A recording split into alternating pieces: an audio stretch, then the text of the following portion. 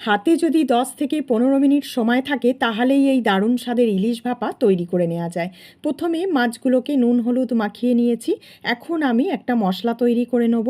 মিক্সির জারের মধ্যে নিয়ে নিলাম 1.5 টেবিল চামচ কালো সর্ষে, আর সর্ষেটা একটু জল দিয়ে ধুয়ে নিয়েছি। এবারে দিয়ে দিলাম 1.5 টেবিল চামচ পোস্ত, 4টে কাঁচা লঙ্কা, স্বাদ মতো নুন আর 2 টেবিল চামচ টক দই দিয়ে মিহি করে বেটে নিয়েছিলাম।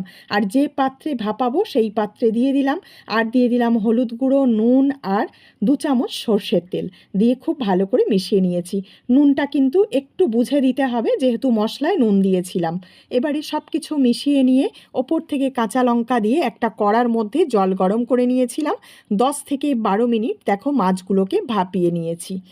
এইভাবে ইলিশ ভাপা খুব সহজে তৈরি করে নেওয়া যায়, হাতে সময় কম থাকলে। আর এটা সাদা ভাতের সঙ্গে খেতে ভীষণ ভালো লাগে। আজকের রেসিপি ভালো লাগলে প্লিজ একটা লাইক করো, যতটা সম্ভব শেয়ার